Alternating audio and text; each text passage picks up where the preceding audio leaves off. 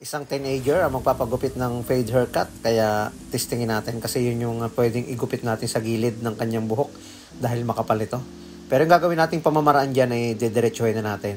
Naka halfway or naka gitna lang yung adjuster ng clipper natin dyan. Tapos CC motion lang natin. Rektahan na pagbawas yung gagawin natin dito. Hindi na natin minsan nagagawa yung ganito kaya muli nating sinubukan. Kung gusto mong mag-testing ng ganitong pamamaraan, kung beginner barbers ka, dapat yung pag-control, yung pag-C-motion, yung paggalaw ng kamay, ay maingat tayo. Yung daliri lang yung igalaw natin. And then overcomb, kontrolin lang natin yung taas na gupit natin gagawin sa ating client kasi minsan kadalasan dyan, makaka-experience tayo dyan ng may mga lubog na anit or medyo nakaangat so may parting likod or yung occipital bone niya is nakaangat. Kaya ingatan natin ito para makagupit tayo ng maganda. Saka tayo gagamit ng clipper guide 0.5. Yung makikita natin biglang pag dark spot. Yung pagkaka-fade nito ay hindi masyadong mataas. Malapit yung white and dark area between sa makapal na buhok saka dito sa pinakang manipis. Kaya lang dapat balance yung pagkaka-fade kahit hindi masyadong mataas yung transition. Papalabas pa rin natin na maganda pa rin siyang tingnan kahit makapal yung buhok sa ibabaw, pero yung fading is okay na okay pa rin. Gamitin natin yung trimmer na kapartner ng ating clipper para makagawa tayo ng sikap or temple. And then yung pinakang ibabang bahagi para mas manipis, di syempre i-trimmer natin yan. At ito na rin yung maglilinis sa pinakang ibabang bahagi. Pakanto-kanto lang ng talim para rekta na at hindi na magkameron ng pinakang guhit. Sabi nga ay linisin na agad at wala na agad babalikan.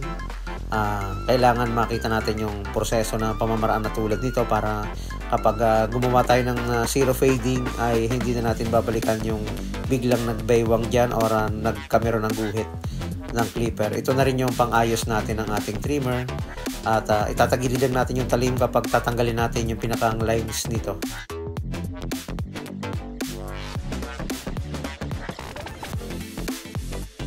Ganito yung pwede nating technique or pamamaraan kapag nagtatanggal tayo ng mga maliliit na dark spot. Itagilid yung talim para tamaan yung mga biglang umiitim na buhok at hindi na natin babalikan ang ating clipper.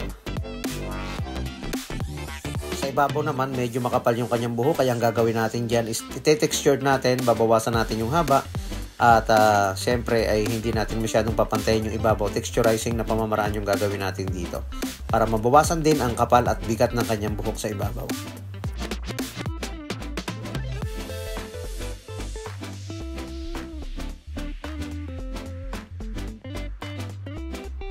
Linisin natin yung temple niya, yung sika para mas magandang tingnan. Ang kanyang buhok ay pwede nating ibagsak tapos medyo itaas natin yung bangs. Ito yung bagay na hairstyle sa kanyang buhok. Ayun lumabas ang kapugian ni Totoy. Isa siyang first year high school at bagay sa kanya yung mga ganitong klase ng gupit.